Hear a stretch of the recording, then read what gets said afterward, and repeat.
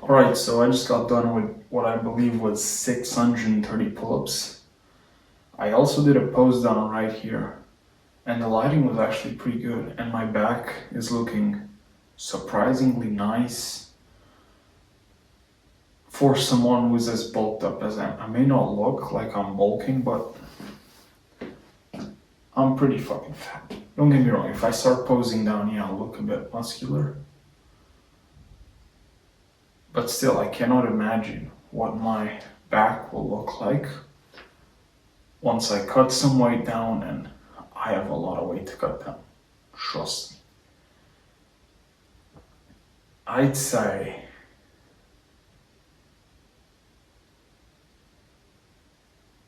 yeah, I surely have at least 30 pounds of weight easily to get rid of very comfortably.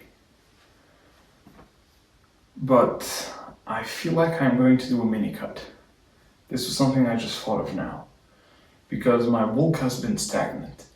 Yes, I have been still main gaining, even though I haven't been able to progress my weight as I wanted to. I feel like I'm around the same weight, but I hold it better. I have more muscle and less fat. But I think in order for the bulk to, come back stronger, I should take maybe a month off and just cut. Just focus on not downgrading the calories a lot and just focusing on high intakes of protein. Just making sure that whatever I cut is fat. And then like right now I'm around 78 kilos. That is, shit, how much weight is that? In pounds.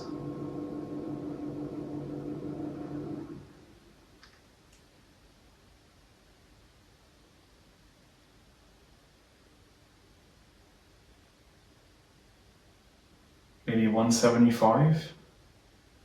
I think it is around that. So maybe cutting down to, I don't know, 155, 160, and then perhaps doing another stretch, a bigger one. Because the idea is to not build as much muscle as I can, but being bulked up helps because it's basically training with a weight vest.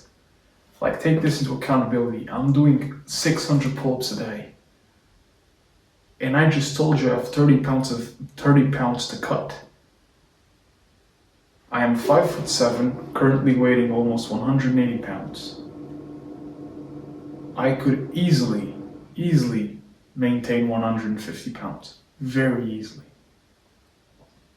So if I actually applied myself to a strict diet and I was responsible with my calorie intake, protein intake, actually, was responsible with my intake of food, I could perhaps go down to 145 pounds.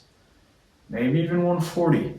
If you think about it, most guys at the UFC, for example, who are my height, which is 5'7", like I can only think of one guy who's 5'7", actually two, who fight at lightweight, which is 155 pounds. That's Ilia Topuria and Arman Tsarukyan. And Ilia Topuria is not a small guy. Arman Tsarukyan is not a small guy. I think both of them are bigger than me. Maybe I have a bigger back than them, but I think that overall they're just more muscularly mature, especially Arman.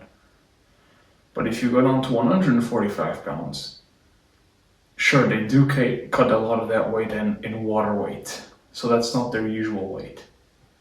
But you get the gist. Most guys my size, walk around my size in the UFC, they would probably fight at 145, 155.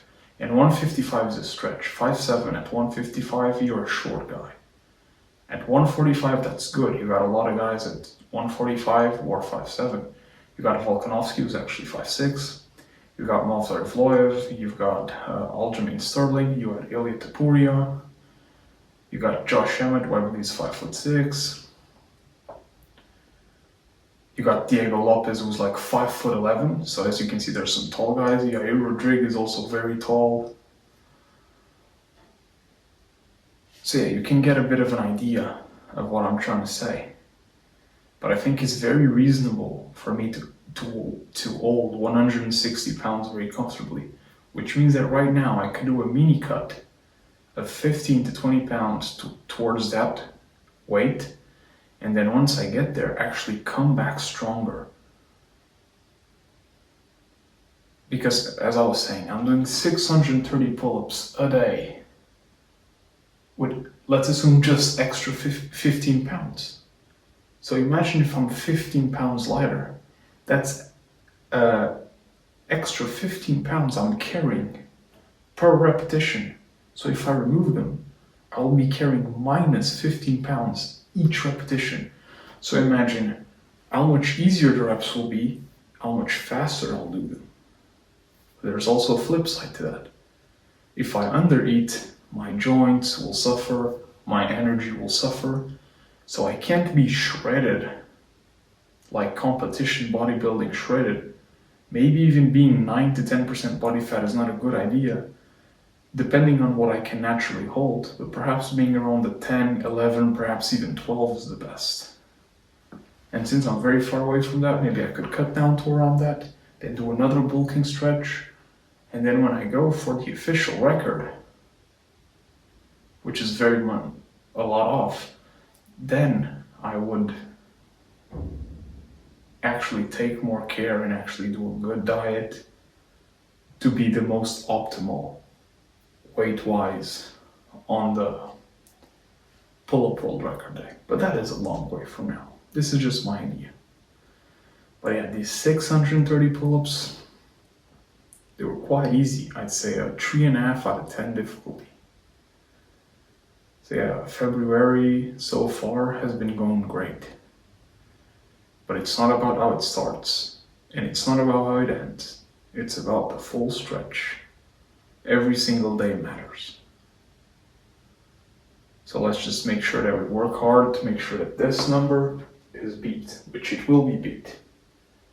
I believe that today is day 268, so in 2 days we will know what number sits on month 9. And then make sure that month 10, we also beat this number. That's all it's about, just becoming better. And yeah, that's it. I hope I see you tomorrow. I hope I'm here. By here, I mean alive. And I hope you're here, alive too. And yeah, have a nice day.